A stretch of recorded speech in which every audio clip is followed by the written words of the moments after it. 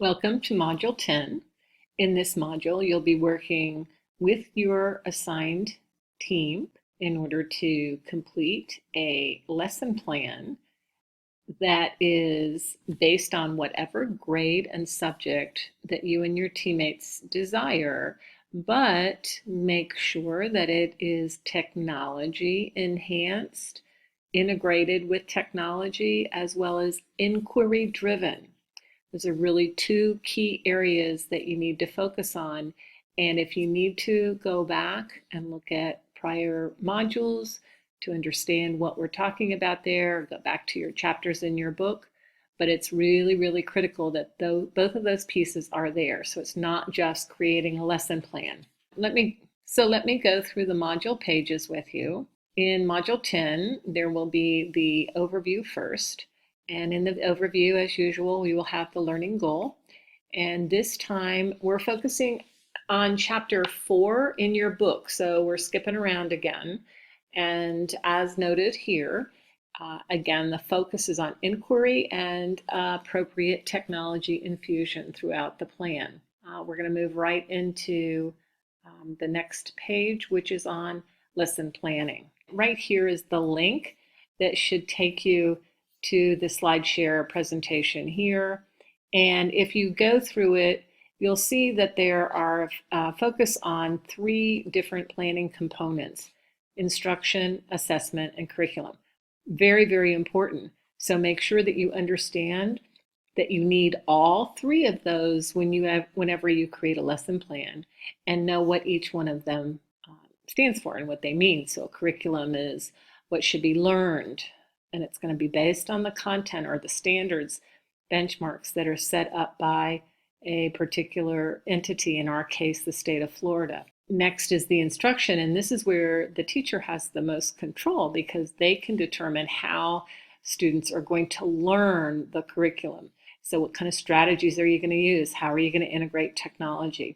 How can you help that individual student who has special needs learn better? And lastly is assessment. And assessment, of course, is how are you going to determine that the students have learned the curriculum via your instruction.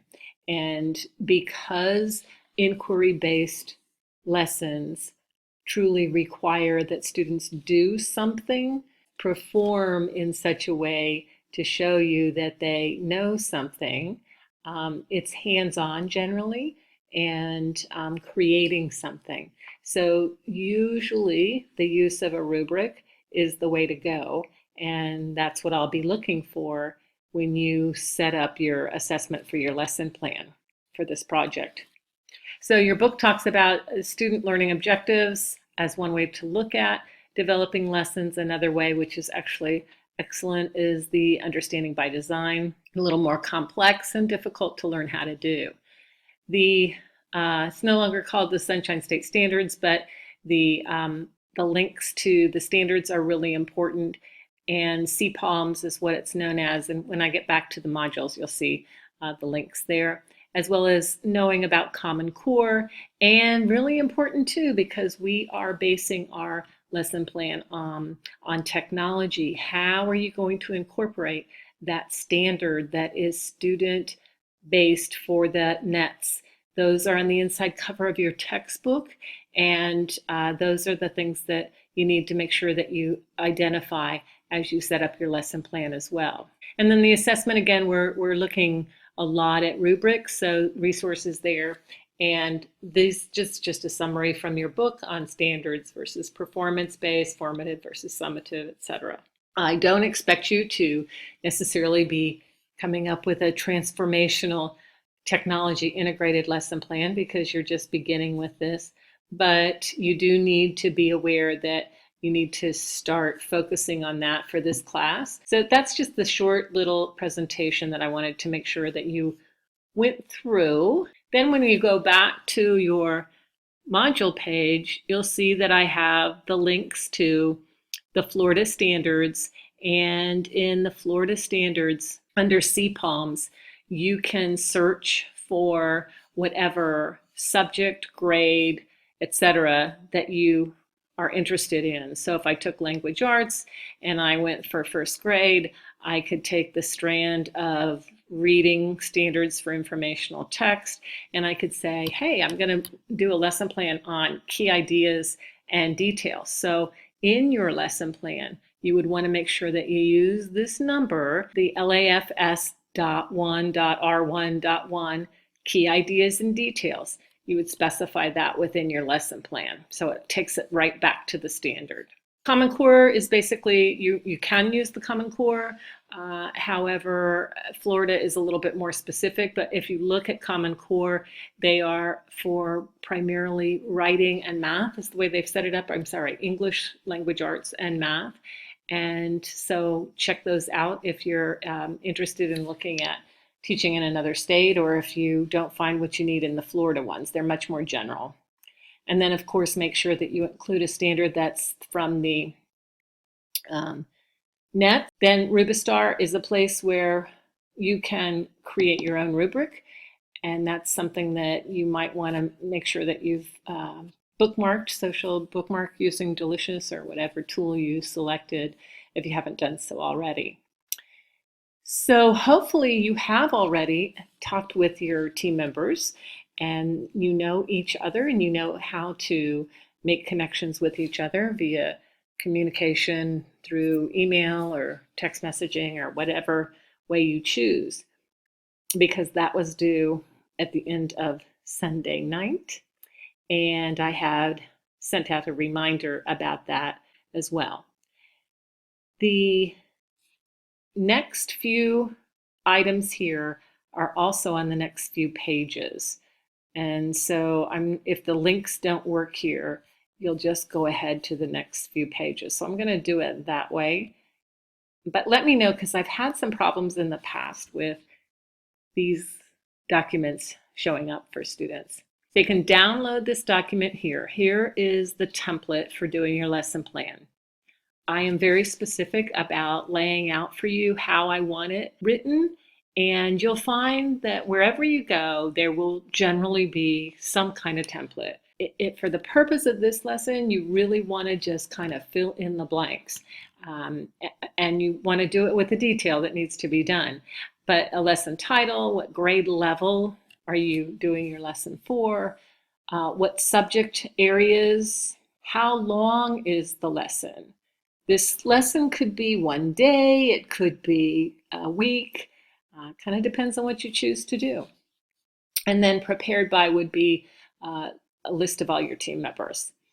Then you'll see here I have like overview, and then I put in the question, what is the overall purpose of the lesson? So you would put that, you would type that in there, but then you may take and erase this. You don't need to leave that in there, okay?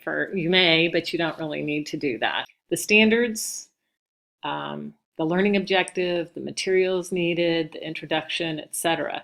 And as you go through here, you're going to see that these things will match what I'm looking for on the grading rubric. So we'll go over those a little more specifically in a few minutes. I also provided you a sample elementary lesson plan. This is, again, not A+ work, but it does give you an idea what former students had submitted. So you can see they fill in the blank here, provided an overview, the standards, learning objective, materials needed, introduction. Now, I do want to point out one thing. The lesson activities should be very detailed. They should be set up so that if I were coming into your class, had never been in your classroom before, and I'm a substitute, and I'm not necessarily educated in whatever it is that you're teaching, I should be able to have a step-by-step lesson layout of what is going on in that lesson. And so you can see how they've done theirs. So I'll let you peruse that. Again, you can download them by clicking here. And then there's another document that you'll need for this project, and that is the collaboration rubric. So when you collaborate on the actual lesson plan, the one that was done here previously, you're going to write this together. And everybody in your group should have an identical copy of this plan.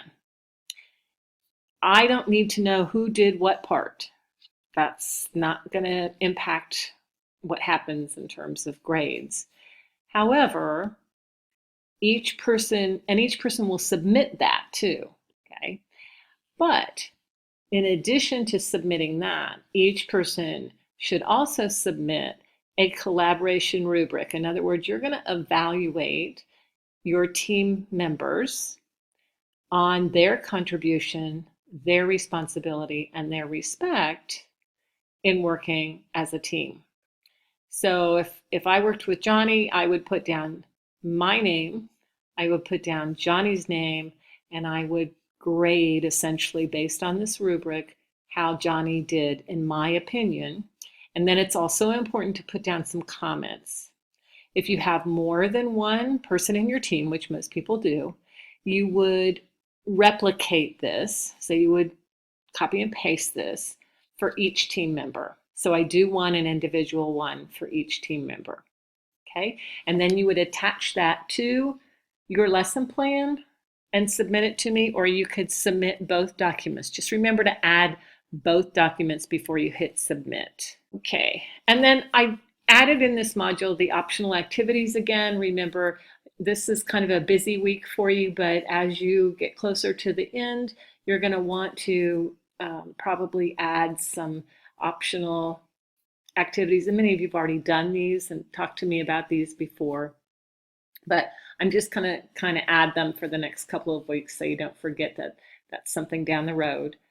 The multimedia for chapter 4, which is optional, is available here. The things to do is just a reminder. The main thing is to work on your collaborative lesson plan, but you may also submit a digital blog post, which would be on chapter 4. Do remember that it is on chapter 4. And that is optional. So if you choose not to do that, that's fine. And then you have the place to submit your 2 assignments, one optional on the blog post and the required one on the collaborative lesson plan. So again, this is a big pointer. This is 100 points. And note on the rubric, you want to do as best you can in terms of getting the number of points. So the description, which again, if you go back and look at your template, that includes lesson title, grade level, the subject theme, etc., goal, standards, objectives. So this really follows everything that was on the template that I provided for you. And if you go back and use that template and do it well and kind of match yourself against this rubric, you have a much better chance of earning the maximum number of points. So that's all we have for this module, and if you have any questions, let me know. If there are any issues in working with a team member, let me know ASAP, and I look forward to reading your lesson plans. Have a good one.